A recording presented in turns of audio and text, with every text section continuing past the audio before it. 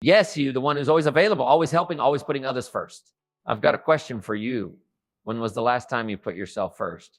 If you can't remember, this video is for you that I'm about to share the boundaries that changed my life, and they could change yours too. These boundaries are powerful. They're the rules that can transform your daily life. Want to know what they are? Have you ever felt like you were invisible to others? Like no matter what you did, people just didn't seem to notice you? It's a feeling many of us have experienced, and it can be pretty tough. Sometimes we might even feel rejected or overlooked by the people around you. Stop, but guess what? There's a secret power that can change all of that.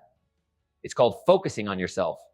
Now, you might be thinking, Mrs. K, how can paying attention to myself make others notice me? Well, let me tell you a little story, Dot. There was once a little girl named Lily who loved to paint.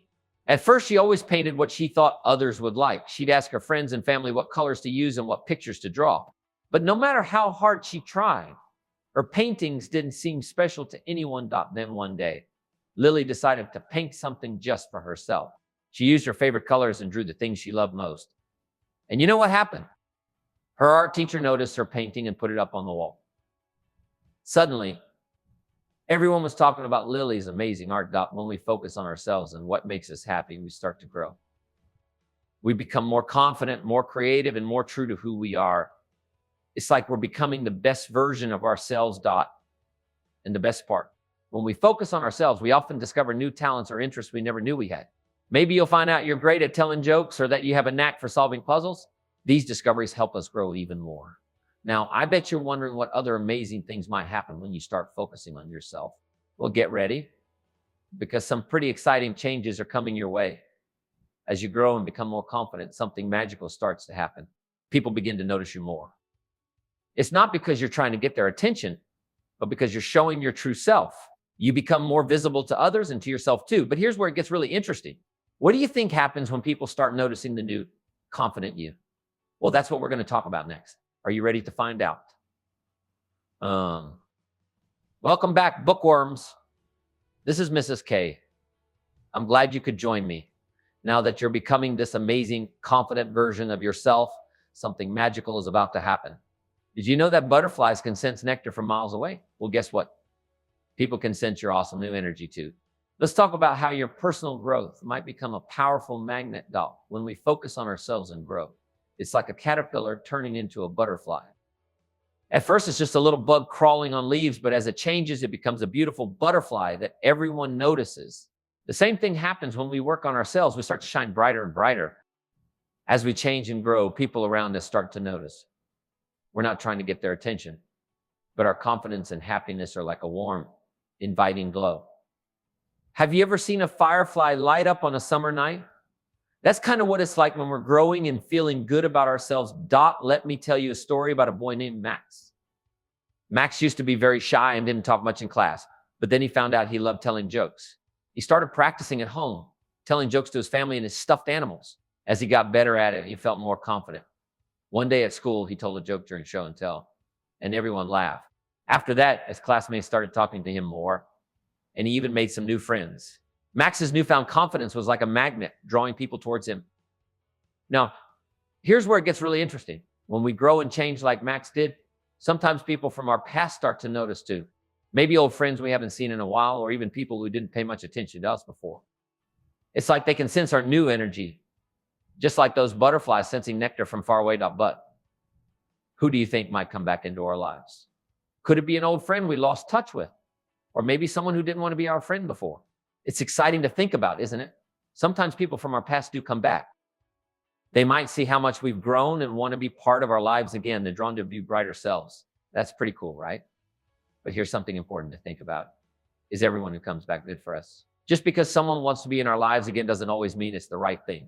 It's kind of like choosing which friends to play with at recess. We want to pick the ones who make us happy and help us grow, right? So what do you think? How can we tell if someone coming back into our lives is a good thing or not? That's a big question, and it's what we're going to talk about next. Are you ready to learn how to be a friendship detective? Remember when we talked about invisible ink in our last story? Well, today we're going to talk about something just as magical, but it happens in real life. Sometimes people from our past can be a bit like invisible ink. They might disappear for a while, but then suddenly they show up again in our lives. Isn't that exciting? Think about playing hide and seek, and someone you haven't seen in a long time jumps out and says, "Here I am." That's kind of what it's like when people from our past come back. It can be a big surprise, right? Sometimes it might make us happy, and other times it might make us feel confused. Why do you think people might come back into our lives? There could be lots of reasons. Maybe they missed us and want to be friends again. Or maybe they saw how much we've grown and want to get to know the new us.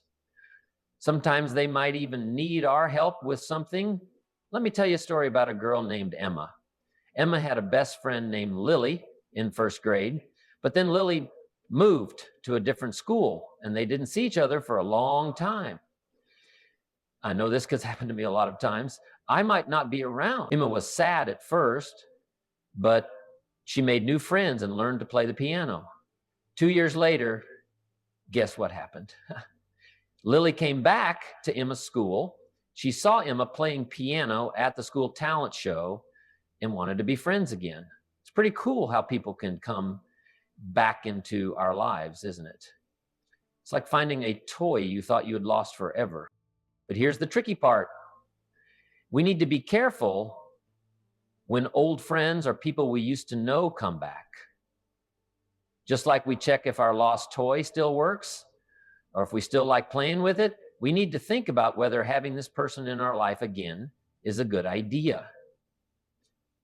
What do you think we should do when someone from our past comes back? Should we welcome them right away or should we take some time to think about it? These are big questions, and it's okay if you're not sure how to answer them yet. The most important thing to remember is that we need to be careful. Just like we look both ways before crossing the street, we should think carefully before letting someone back into our lives. We want to make sure they're going to be a good friend and that they care about who we are now. Are you ready to learn how to tell if someone's return is good for us? Spencer Collett's. Let's be detectives and figure out how to solve the mystery of returning. Now, who wants to play detective with me? Today, we're going to become intention detectives. Just like real detectives solve mysteries, we're going to learn how to figure out why people come back into our lives. Are you ready to put on your detective hat? Sometimes when people from our past show up again, it's like finding a puzzle piece we thought was lost. But here's the tricky part. We need to figure out if that piece still fits in our puzzle. You guys, well, that's why it's so important to understand their intentions. So how can we be good intention detectives? Well, we need to look for clues. Just like detectives use magnifying glasses, we can use our eyes and ears to spot signs of good or not so good intentions. Here are some clues we can look for. First, we can pay attention to how they talk to us. Do they ask about our new interests? Do they listen when we share our thoughts? Good friends will want to know about the new grown-up version of us. Do they keep their promises? Do they make time to see us? True friends show they care through what they do, not just what they say. We can also notice how we feel when we're around them. Do we feel happy and comfortable, or do we feel worried or upset? Our feelings can be like a special detective tool that helps us solve the mystery. Let me tell you a story about two friends. Sam and Alex used to play together all the time. But then, a year later, Alex came back to visit. Sam was excited, but also a bit nervous. So Sam decided to be an intention detective. Sam noticed that Alex asked lots of questions about the new things Sam liked. Alex remembered Sam's favorite color and brought a small gift in that color. When they played together, Alex suggested games that Sam enjoyed. These were all clues that Alex had good intentions and really wanted to be friends again. But what if Alex had ignored Sam's new interests? Or what if Alex had only wanted to play games that Sam didn't like anymore? Those could have been clues that Alex's intentions weren't so good.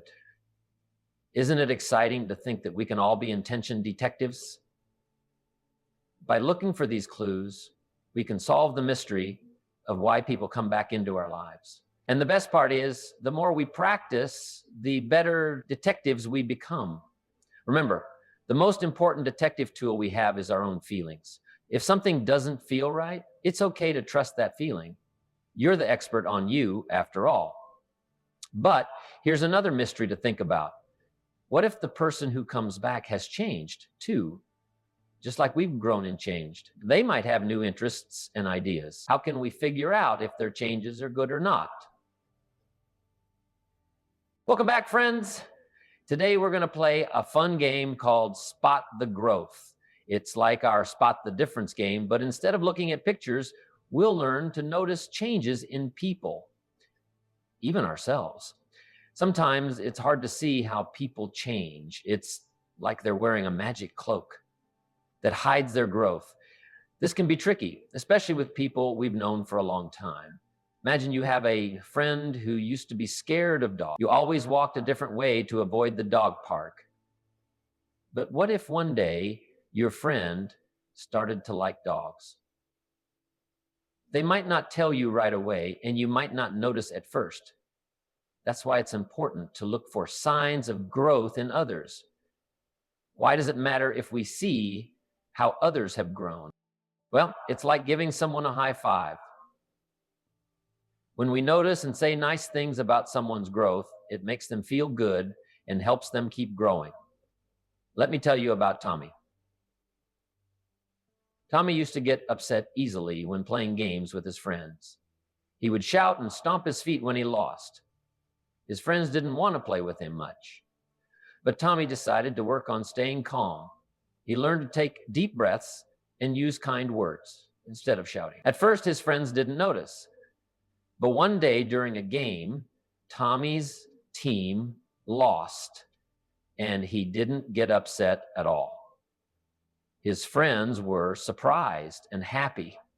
They started inviting Tommy to play more often, and they became better friends. Isn't it amazing how noticing someone's growth can make friendships stronger?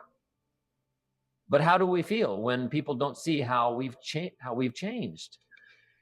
It might make us feel sad or frustrated. We might even wonder if we've really grown at all. That's why it's so important to respect each other's growth. When we show others that we see and appreciate their changes, it makes everyone feel good. It's like saying, I see how hard you've worked, and I'm proud of you. This helps build stronger, happier friendships. So the next time you notice a friend or family member doing something different or better, tell them. You could say, wow, I noticed you're really good at sharing now. Or, I like how you stayed calm when things didn't go your way. These little words can make a big difference. Remember, we're all growing and changing all the time. Sometimes it's big changes, like learning a new skill. And sometimes it's small changes, like being a little kinder each day. By playing the Spot the Growth game, we can help each other become the best versions of ourselves. But here's a question to think about. What if noticing these changes brings back old feelings or memories? Sometimes seeing how someone has grown can make us feel happy, but it might also make us miss how things used to be. What do you think we should do when that happens? And we probably won't, but let's hope they miss the growth and the company attracts more cattle. Hey, welcome back, bookworms. This is Mrs. K. I'm happy you're here. Today we're talking about something that might make you feel happy and a little sad at the same time. Have you ever found an old toy or heard a song that reminded you of when you were younger? This feeling is called nostalgia. It's like a warm hug from your memories. Maybe you smell cookies and think of baking with grandma, or hear a song that takes you back to a fun summer day. These memories can make us feel good, but they can be tricky too. When we remember the past, we often only think about the good parts. It's like wearing special glasses that make everything look perfect. But we know not everything was always perfect, right? Let me tell you about Sarah and her stuffed bear, Fluffy. Sarah loved Fluffy when she was little and took him everywhere. As Sarah grew up, she played with Fluffy less. One day, Sarah found Fluffy in her closet. She felt happy to see her old friend, but also a bit sad because she knew she had grown up. This happens to all of us as we get older. Things we used to love might not fit in our lives the same way anymore. It's like trying to wear your favorite shirt from when you were younger. It might still be a great shirt, but it doesn't fit you now. So what do we do when we feel nostalgic? It's okay to enjoy those happy memories. They're like a special treasure just for you. But it's also important to remember that we've grown and changed. We've learned new things and have new interests now. So, what do? Well, we pick an arrow. If we don't know your skin tone yet, we latch big time in your skin tone yet. We can pick on you with civility. It's like keeping a photo of your old stuffed animal, but also having fun with the new things you like to do now. Remember, it's normal to feel both happy and sad when you think about the past. That's part of growing up. The most important thing is to keep making new, wonderful memories every day. What do you think, bookworms? How do we know if something from our past should be part of our present? Not always easy to figure out. That's what we're going to talk about next. Are you ready to learn how to make these tricky decisions? Welcome back, little gardeners. Today we're talking about something special, our friendship garden. Just like real gardens, our friendships can grow and change. Sometimes they bloom beautifully, and other times they might need extra care. Let's explore how we can take care of our friendships. Have you ever helped plant flowers or vegetables? It's exciting to watch them grow, right? Our friendships are like those plants. We start them, take care of them, and watch them grow. Some friendships become big and strong, like tall trees. Others might be like pretty flowers that make us smile every day. As we grow up, sometimes our friendship garden needs changes. It's like when plants need different care as they get bigger. Our friendships can be the same way.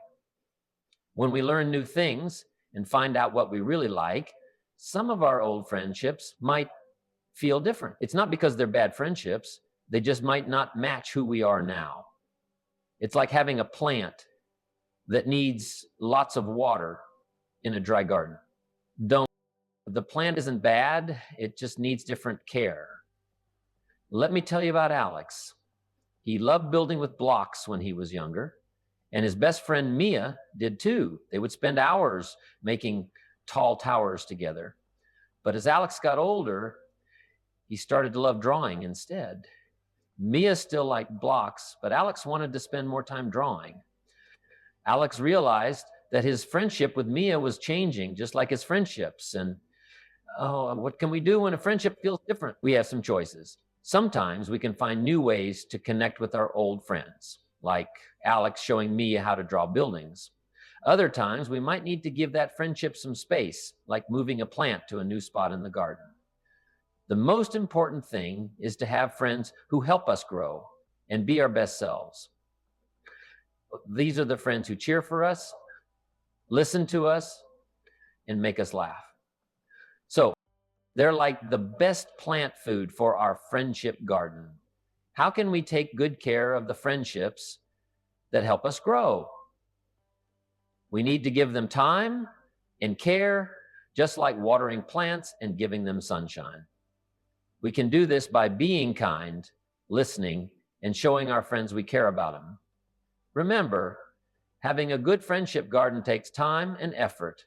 It's okay if some friendships change or if we make new friends. The most important thing is to have friends who help us become our best selves.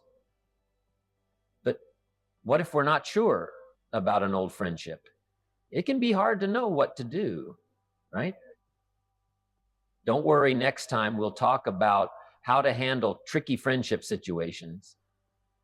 Are you ready to learn more about taking care of your friendships? Have you ever built a sandcastle and had to leave it behind? A bit sad, isn't it? Well, today we're going to talk about something called closure. It's just as important as that sandcastle. Sometimes we have to say goodbye to people or things we care about. It might be a friend who moves away, a toy we've outgrown, or even a pet fish that swims up to fishy heaven. Saying goodbye can be really hard. It's like leaving something special behind and you feel sad. Why is it so hard to let go? It's because of all the happy memories we have with that person or thing. Each memory is special, and we worry that saying goodbye might make us forget those memories. But it's okay to feel sad when something ends. It's important to let ourselves feel those feelings.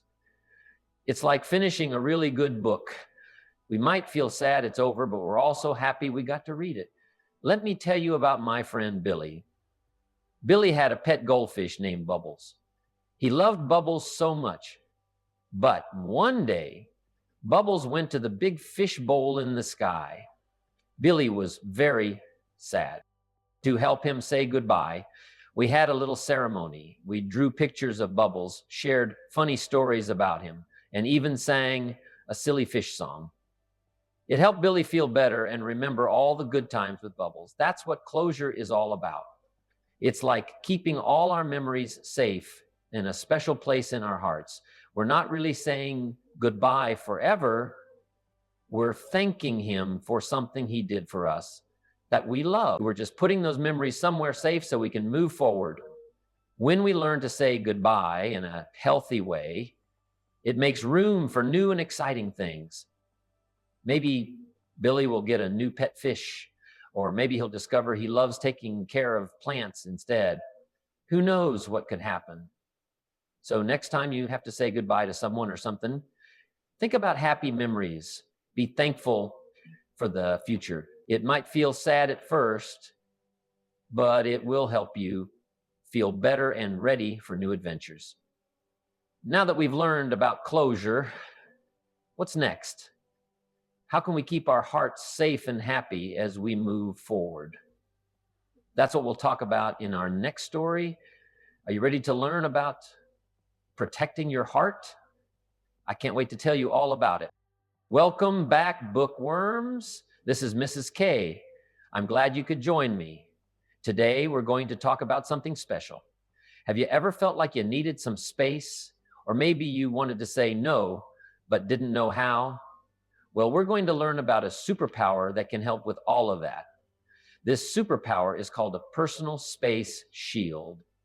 It's like an invisible shield that surrounds us and keeps us safe. Can you imagine having your very own shield?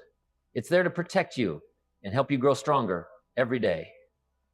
Our personal space shield is really important because it helps us decide what we're okay with and what makes us feel uncomfortable. It's like having a special area that only we control.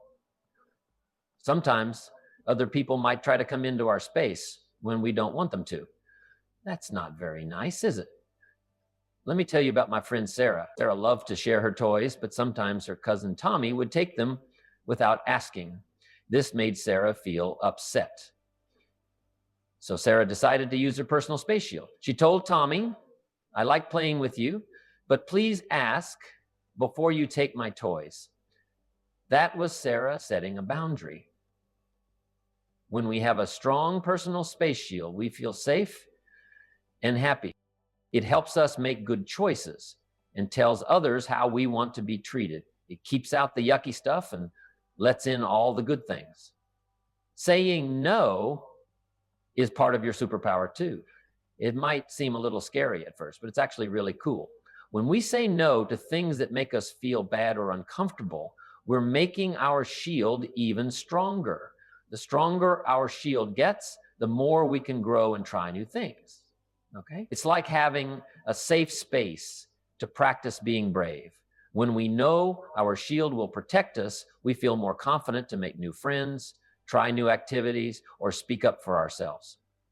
Remember, your personal space shield is yours to control. You get to decide who comes close and who stays far away. It might take some practice to make your shield super strong, but I know you can do it. So, what do you think? Are you excited to start using your personal space shield? It's a pretty awesome superpower, isn't it? But here's something to think about. How do we know what's best for us? How do we decide what should be inside our shield and what should stay outside? That's what we're going to talk about next. Are you ready to become a personal space shield expert? Welcome back, friends. Today we're going on a special journey to find something amazing. It's not buried treasure or a secret map. It's something even better, your self-worth. Sometimes we forget how special we are. It's like our self-worth gets lost in a messy room. But don't worry, I'll help you find it. Think of your self-worth as a beautiful flower. When you're kind or try your best, that flower grows bigger. But sometimes we forget to take care of our flower and it droops. That's when we need to give it some love. And remember how great we are. How do we help our self-worth flower grow? We can start by saying nice things to ourselves. It's like giving our flowers sunshine. Look in the mirror and say, I am kind, or I'm smart. These words are like magic water that helps our self-worth grow strong. We can also do things we enjoy. Maybe you love singing or playing with toys. When we do these things, it's like giving our flower extra food to make it healthy and happy. Let me tell you about my friend Lily. Lily loved to paint, but one day she couldn't make her picture look like her friends. She felt sad and thought she wasn't good at anything. Then Lily remembered she was great at making up stories. She told her friends an exciting tale about a magical garden, and everyone loved it. Lily realized she had many talents, and her self-worth flower started to bloom again. Can you imagine all the ways our self-worth can grow? There could be petals of kindness, leaves of creativity, and a strong stem of bravery. The more we care for our flower, the more beautiful it becomes. When we know our own worth, it helps us make good choices. It's like having a special book that shows us how to take care of ourselves. We might pick friends who are nice to us or try new things without being scared of making mistakes. Now that we've helped our self-worth flower grow, what should we do next? Should we keep it to ourselves or share its beauty with others? That's what we'll talk about next. Are you ready to learn how to show the world your amazing self-worth flower? I can't wait to tell you more. Remember how we talked about finding our self-worth treasure? Well, now we're going on an even bigger adventure, our personal growth journey. It's like a magical path through a forest full of surprises. Every step we take helps us learn and grow stronger.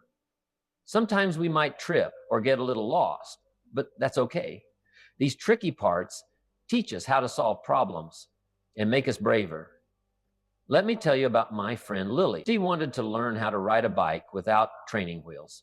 At first, she kept falling and felt pretty upset, but she didn't give up. She practiced every day, and after a week, she could ride all by herself. Lily's bike adventure taught her to keep trying, even when things are hard. Whenever we try something new or face a challenge, it's like adding a special mark to our growth journey map. Maybe you learned to tie your shoes or made a new friend. All these experiences help us become amazing, unique people. What exciting things might be waiting for you on your growth journey? Will you find a new talent? Help someone in a special way. Learn something totally new. There are so many possibilities. Remember, every step forward is something to be proud of. It's like planting a seed. At first, you might not see anything happening, but under the soil, that little seed is growing roots and getting ready to sprout. What do you think? Are you excited to explore your own growth journey? What kind of adventures do you hope to have? What new things do you want to learn? Here's something fun to think about. What if someone wants to join us on our journey? Maybe a friend or a family member? Is it okay to let others be part of our growth adventure?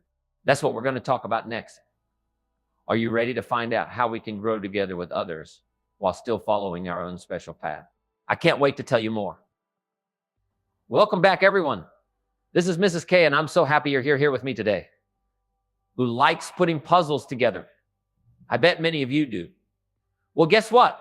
We're going to talk about a special kind of puzzle, the relationship puzzle.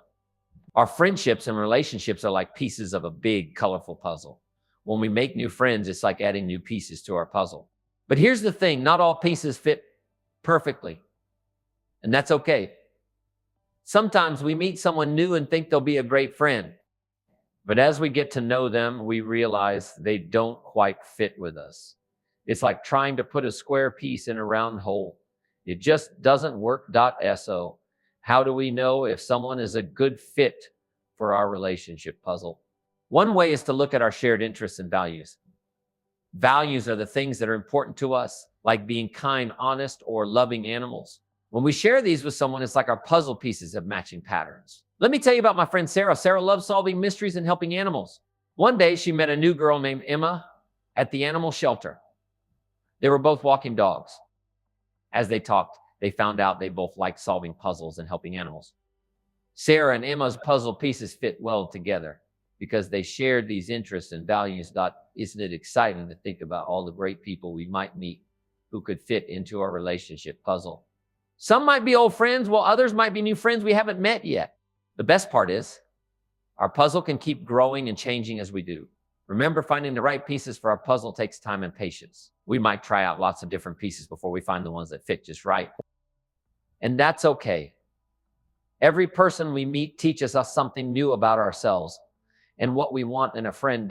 So the next time you meet someone new, think about your relationship puzzle. Do your pieces fit well together? Do you share the same interests and values? It's okay if they don't. There are lots of other pieces out there waiting to be discovered. But here's something to think about. What if a piece we thought fit perfectly starts to feel a bit uncomfortable? Maybe a friend we've known for a long time starts to change, or we start to change ourselves. What should we do then? That's what we're going to talk about next. Are you ready to learn more about how our relationship puzzle can change over time? I can't wait to share more with you. Now, who can tell me their favorite kind of weather? Is it sunny days, rainy afternoons, or maybe snowy mornings? Our feelings are a lot like the weather. Sometimes we feel bright and sunny. Other times we might feel a bit cloudy or even stormy. Did you know that our emotions can change just like the weather does? One minute we might feel as happy as a warm sunny day, and the next we could feel as gloomy as a rainy afternoon.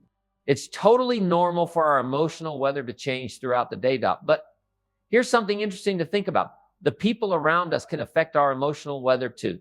It's like they have their own little weather systems that can mix with ours. Some people are like warm sunshine. They make us feel happy and bright when we're around them. Others might be like rain clouds, making us feel a bit down or gloomy. Let me tell you about my friend Tommy. Tommy has two classmates, Sarah and Ben. When Tommy plays with Sarah, he always feels cheerful and excited, like it's a perfect sunny day for a picnic. But when he's around Ben, who often says mean things, Tommy feels sad and gloomy, like it's a rainy day stuck inside. Can you think of any sunny day friends you have? How about any rainy day people? Now, I bet you're wondering how we can make more sunny days in our emotional weather forecast. Well, that's the exciting part. We have the power to create our own good weather. We can choose to spend time with people who make us feel good, just like Tommy enjoys playing with Sarah. We can also do things we love, like reading a favorite book or playing a fun game. These are like little rays of sunshine that brighten up our day. Remember, it's super important to surround ourselves with positive influences. These are the people and things that help make our emotional weather forecast sunny and bright. They're like our personal sunshine makers. But what happens if a big storm comes out of nowhere? Sometimes, even when we try our best to keep our emotional weather sunny, a storm might still show up. Maybe something sad happens, or we get in an argument with a friend. Don't worry, we'll talk about how to handle those unexpected storms in our next chat. Are you ready to learn how to be your very own weather superhero? I can't wait to share more with you. You want to be a superhero? Well, guess what? You already are one. Today, we're going to talk about a special superpower that every single one of you has. It's called self-care, and it's pretty amazing. Now, I know what you're thinking. Mrs. K, how can taking care of myself be a superpower?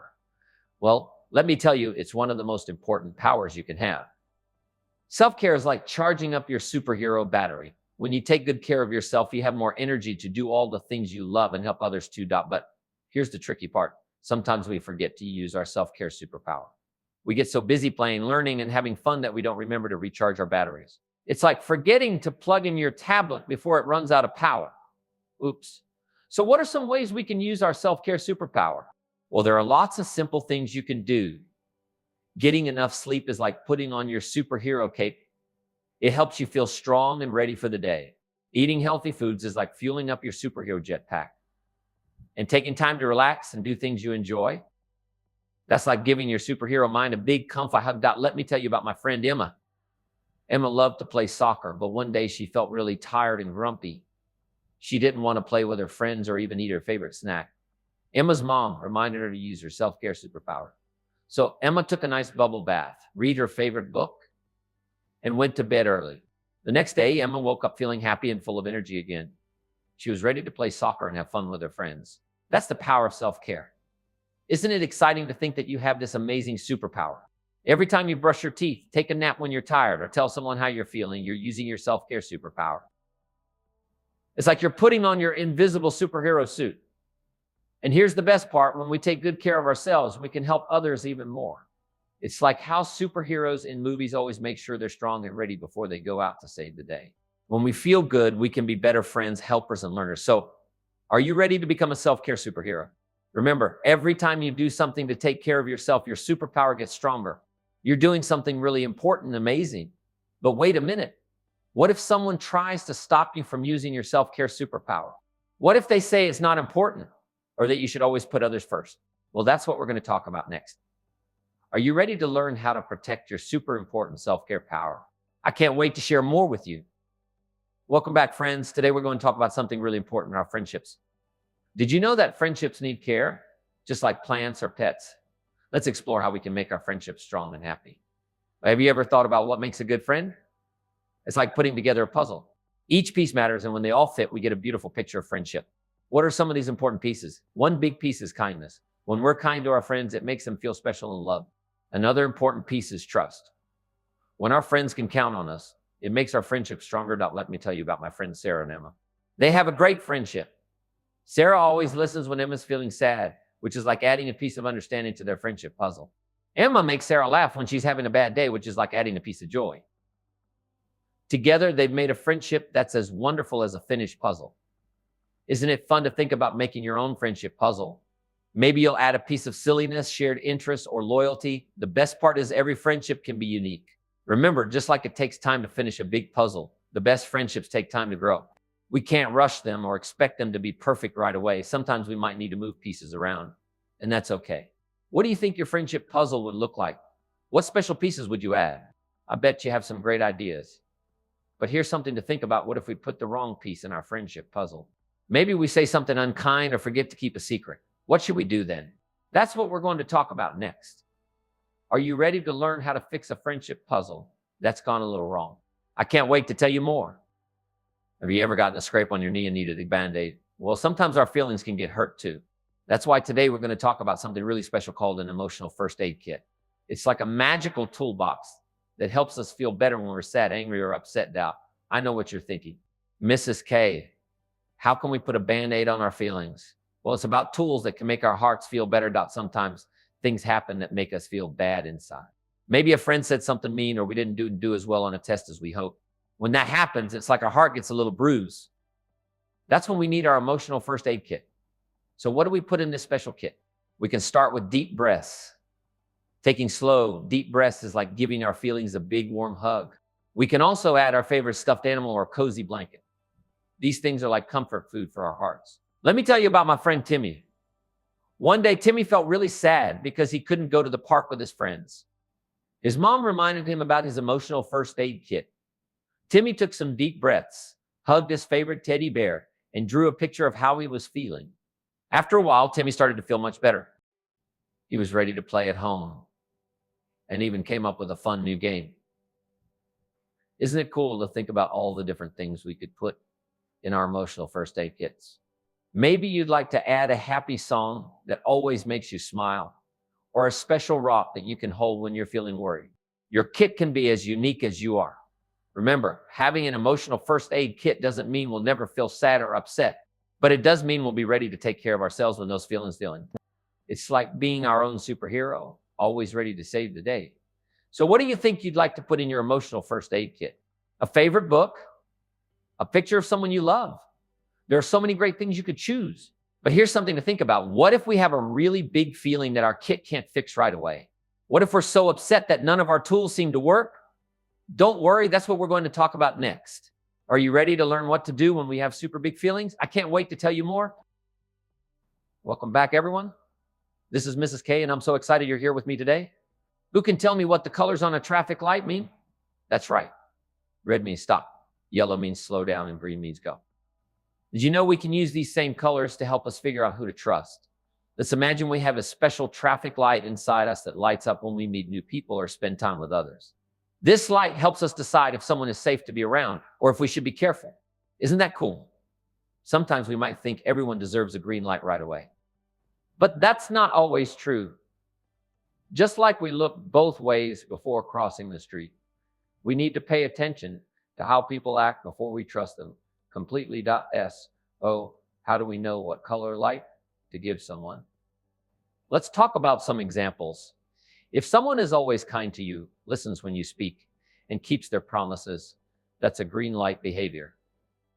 These are the people who make you feel safe and happy. Yellow light behaviors are when someone sometimes acts nice, but other times they might not be so friendly.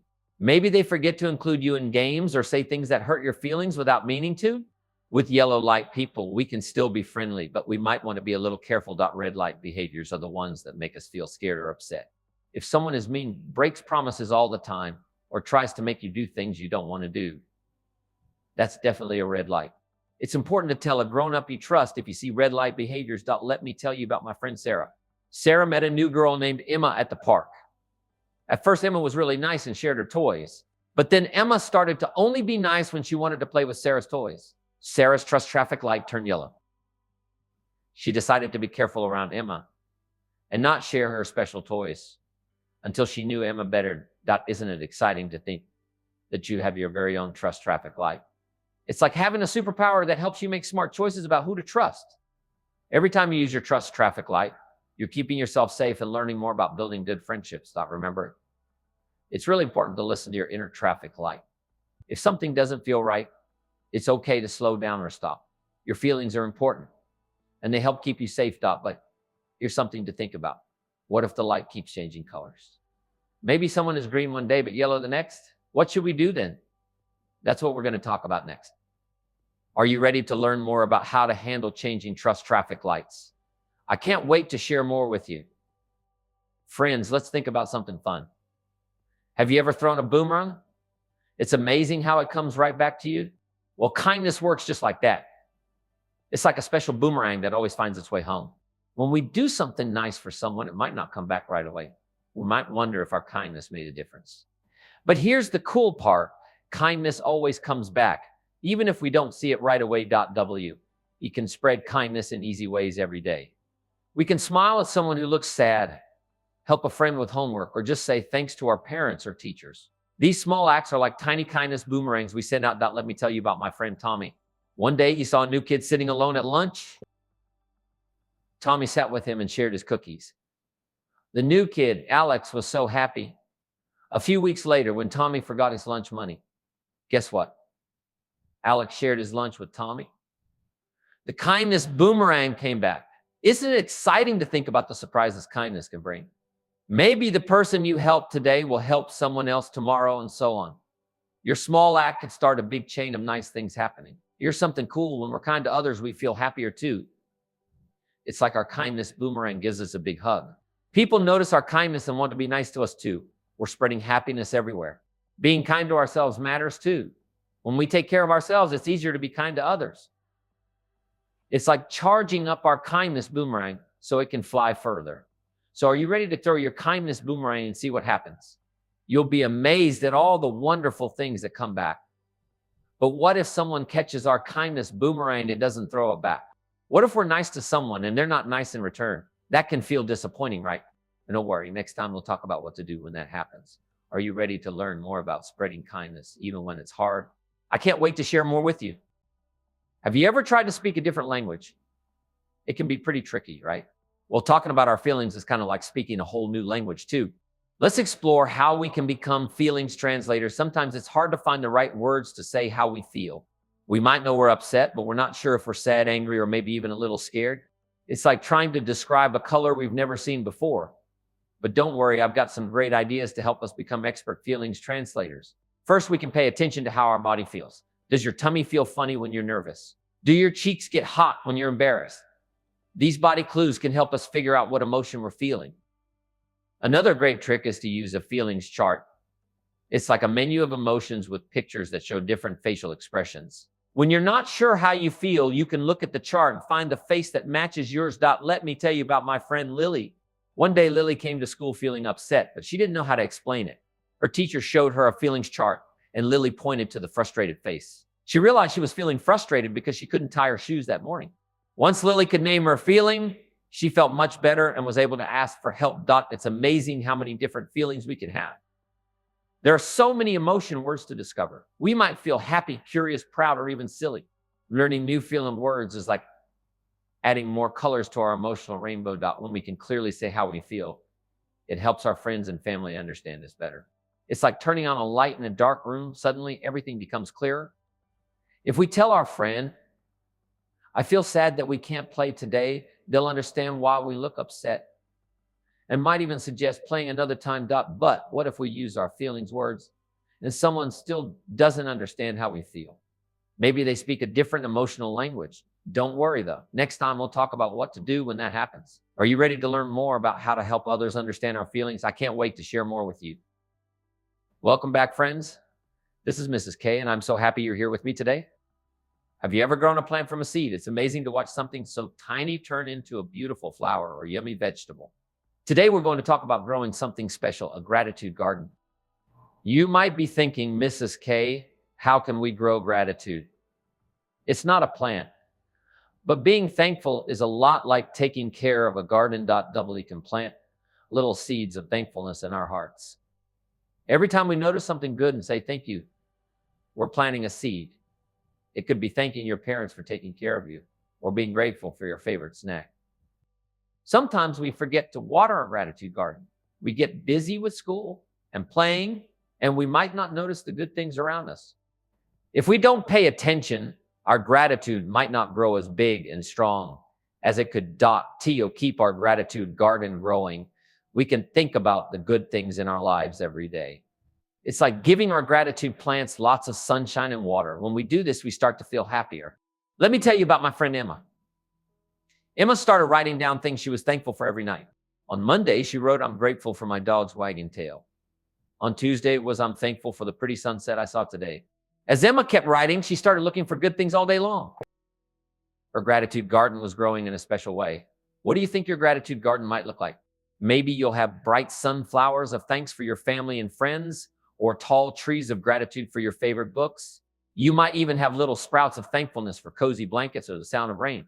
When our gratitude garden grows strong, something wonderful happens. We start to notice even more good things in our lives. It's like how a beautiful garden brings butterflies. Our thankfulness brings more reasons to be grateful. But what if weeds try to grow in our gratitude garden? Sometimes sad feelings or bad days might try to crowd out our thankfulness. Don't worry. Next time, we'll talk about how to keep our gratitude gardens healthy, even when things get tough. Are you ready to learn how to be a great gratitude gardener?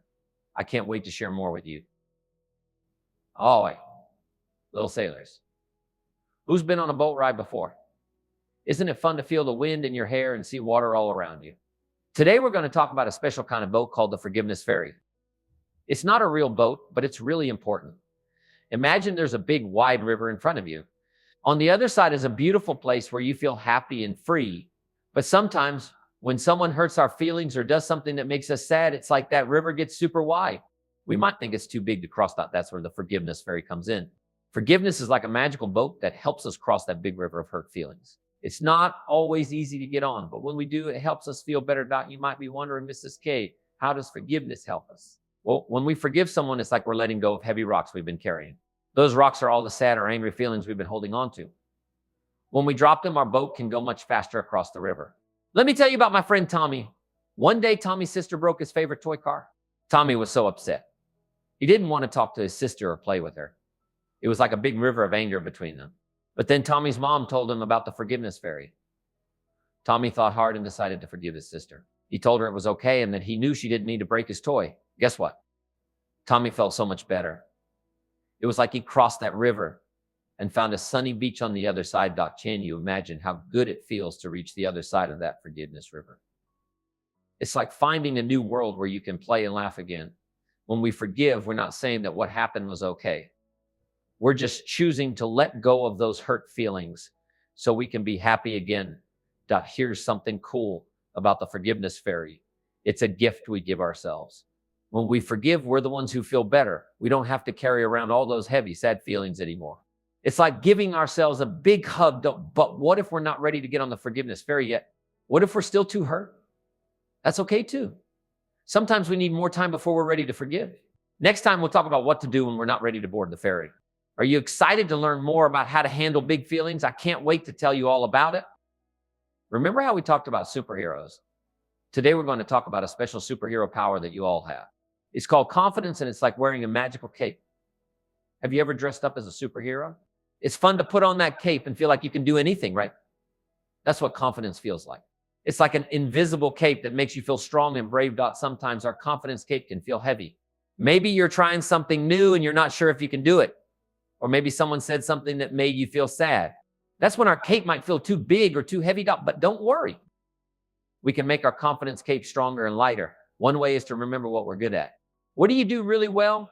Maybe you're great at drawing, or you're a fast runner, or you give the best hugs. Thinking about these things is like adding sparkles to our cape. We can also boost our confidence by trying new things.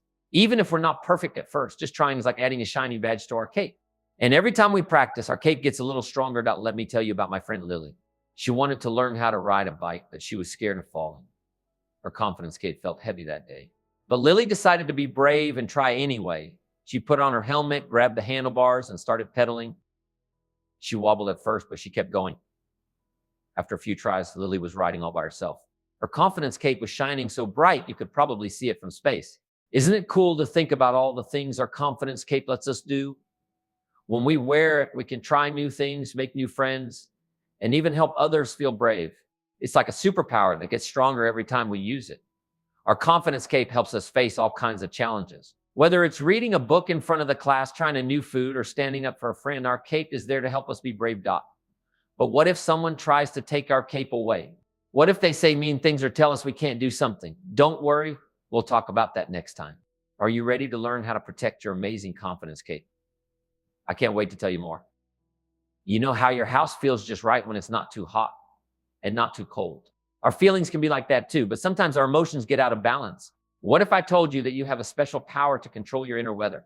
Let's learn how to use your very own happiness thermostat. Have you seen a thermostat at home? It's that little box on the wall that keeps your house cozy. Well, guess what? We have something like that inside us too. It's called our happiness thermostat, and it helps us manage our feelings. Sometimes our happiness thermostat goes too high. We might feel super excited and bouncy like we've had too much sugar. Other times it might go too low and we feel a bit gloomy like a rainy day. Both can make us uncomfortable, but here's the cool part. We can learn to adjust our own happiness thermostat. It's like having a magic remote for our feelings. When we feel too hyper, we can take deep breaths to cool down. If we're feeling low, we can do something fun to cheer you. Let me tell you about my friend Sam. One day, Sam was so excited about his birthday party that he couldn't sit still. His happiness thermostat was way too high. So Sam took some deep breaths and read his favorite book. This helped him calm down and enjoy his party even more. Isn't it neat to think you can control your own inner weather? Maybe you like feeling calm and content like a perfect spring day. Or maybe you prefer feeling more energetic like a sunny summer afternoon. Everyone's perfect setting is different, and that's okay. Remember, you can adjust your happiness thermostat. If you're feeling too upset, you can do things that make you happy, like playing with a pet or singing a song. If you're too excited to focus, you can do calming things like coloring or building with blocks. The best part is when we learn to control our emotions, we feel more comfortable and can handle different situations better. It's like being able to enjoy a picnic no matter what the weather's like outside. But what if someone keeps trying to change your thermostat setting? What if a friend always wants you to be super excited when you'd rather be calm? Well, don't worry, we'll talk about how to handle that next time. Are you ready to become a master of your inner weather? I can't wait to share more with you. Imagine if you could turn every fall into a chance to soar even higher. Sounds impossible, right? But what if I told you that you already have a special tool to do just that? It's called your resilience trampoline, and it's about to become your new favorite playground equipment. Have you ever jumped on a trampoline? It's so much fun. You bounce up high, then come back down, and then bounce even higher. Well, our lives are a lot like being on a big trampoline. Sometimes things happen that make us feel like we've fallen down. Maybe you didn't do well on a test, or a friend said something that hurt your feelings. When this happens, it can feel really hard to get back up. It's like we've landed on the trampoline, but we're just sitting there, not sure how to start bouncing again. But here's where the magic happens. We all have something called resilience.